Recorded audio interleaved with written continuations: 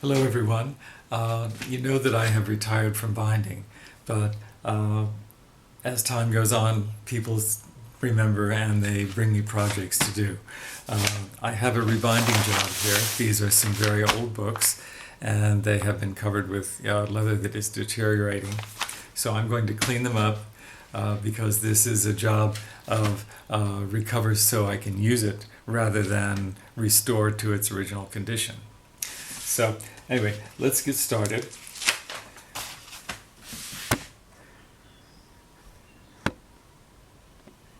And we'll unwrap these books.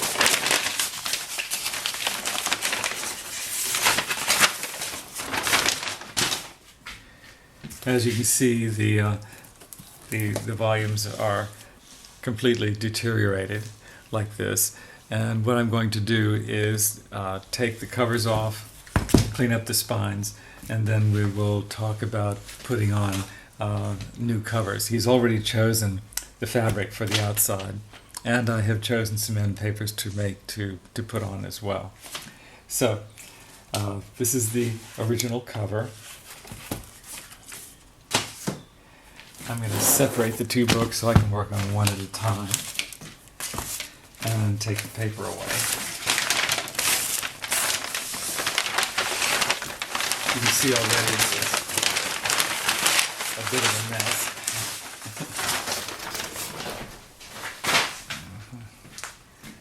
So let's see, that's that volume, and here is this one. I have a brush here to brush off the leather here.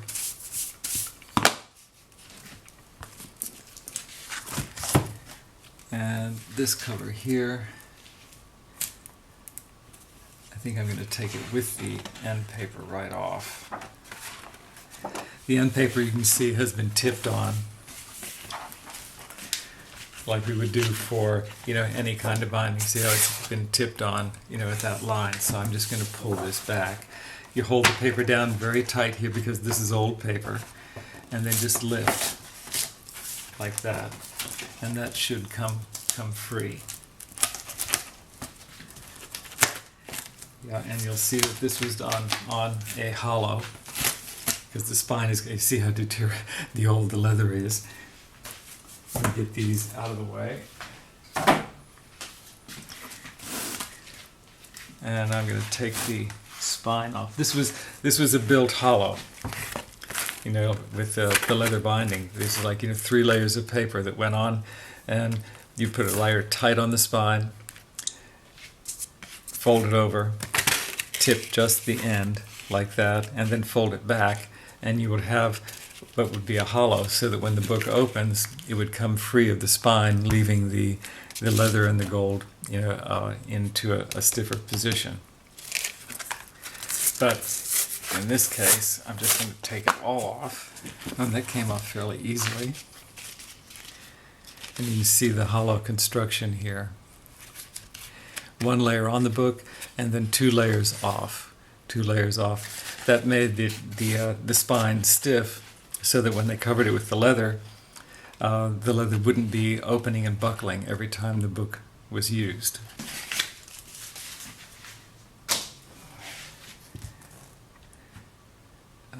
Okay.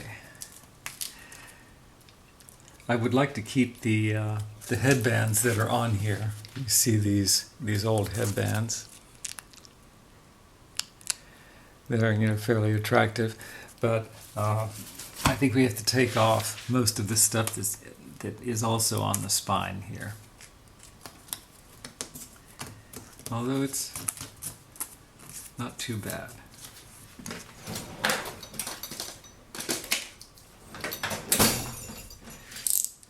I'm going to take the back of my Olfa knife and just sort of scrape here and see if anything comes off. Try to get off any of the loose stuff. There seems to be a bit of a string here because I think the book was actually sewn on cords. There's another one here.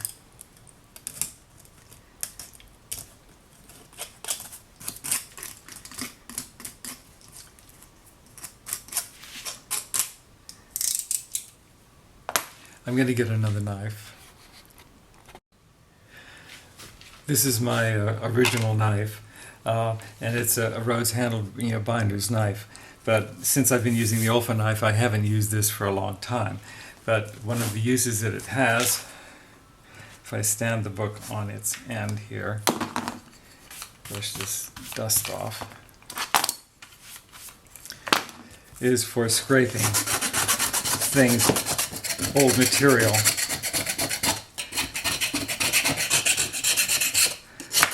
off of spines like this.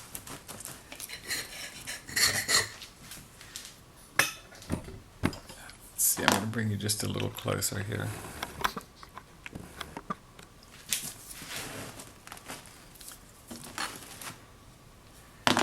And let me set this up.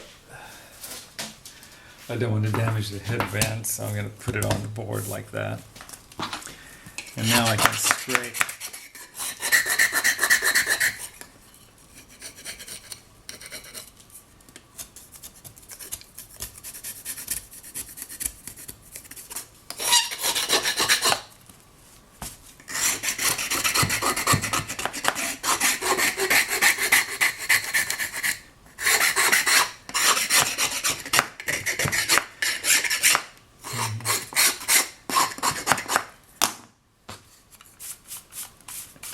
Okay, it looks like we're pretty fortunate because the spine is in very good condition. So when I reline it, I won't have to be doing any other, repairs in here. I just want to get everything that's loose off.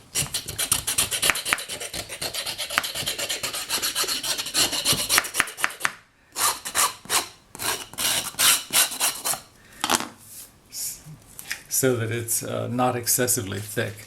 So I don't know whether you can see what this looks like now. This is pretty clean.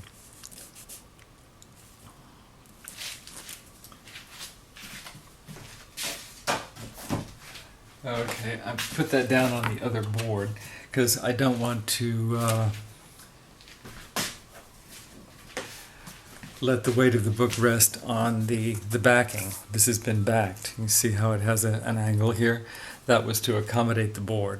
So when I put this down again, whenever I put it down, I always put it onto a board, either a book board or, like at this particular moment, I'm just putting it back on the cover so that it doesn't rest on the actual backing of the book.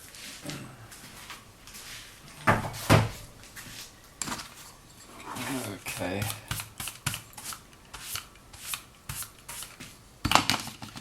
On to the next one. Okay, and just like the last time, we're going to pull the end paper off by holding down very tightly here, and then starting at one end. Just well, that came off very easily. Okay, and the spine too. The book has needed help for a while. Okay, and I'm going to turn this over, and as I lay it down, I'm laying it down so I'm not resting on the backing. It's off the edge of the corner of my table. And we'll remove the end paper here too.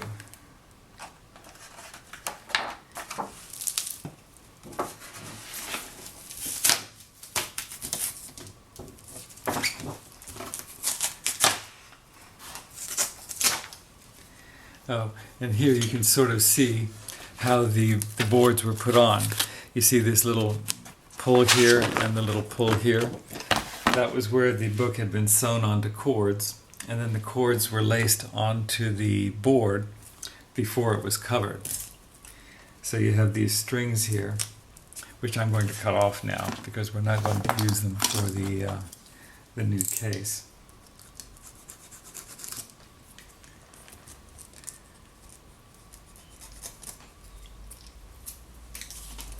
Let's look at the other side.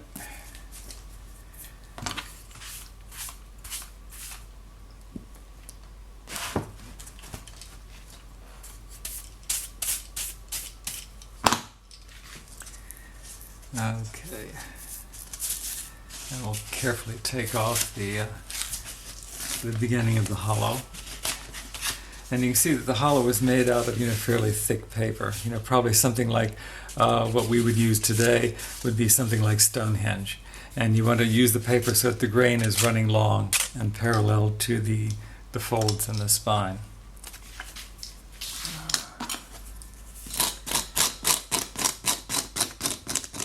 I'm using the back of my knife, the back of the blade.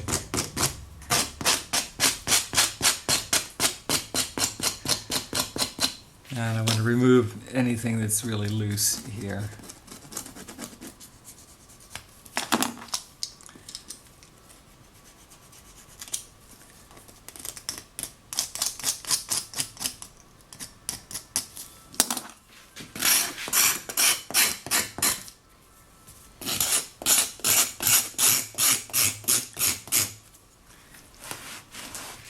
I'm going to bring this down so you can see this a little better. Here.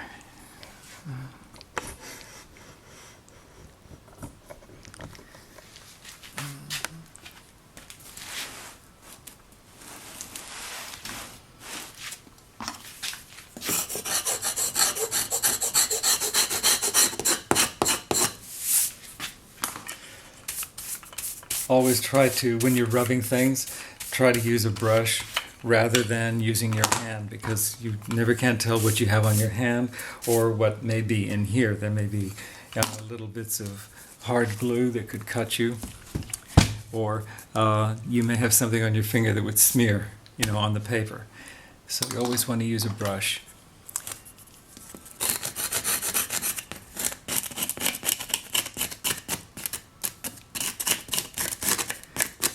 Now see, when this was bound, they were using animal glue on the spine, and that's why it's sort of crunchy here.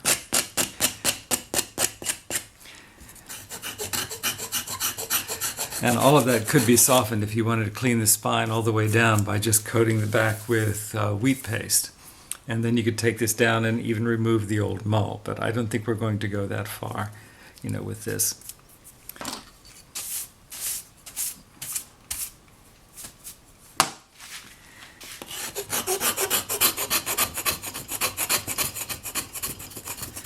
There's a lot of heavy paper here.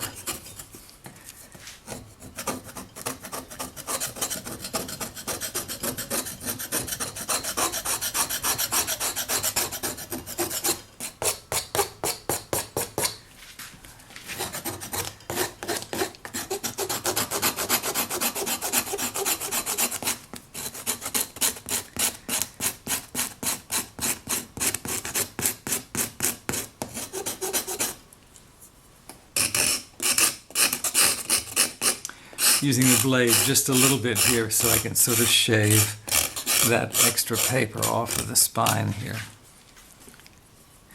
I don't do it toward the end. We always do it off the end like this.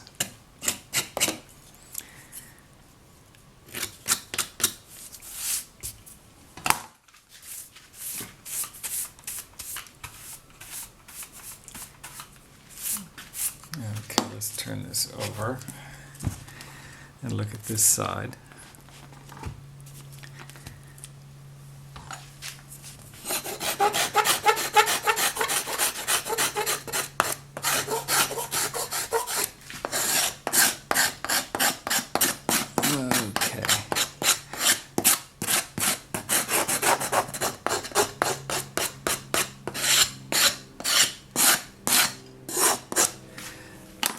Okay.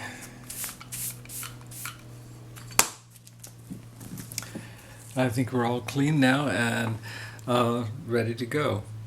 So, next step is to be making end papers.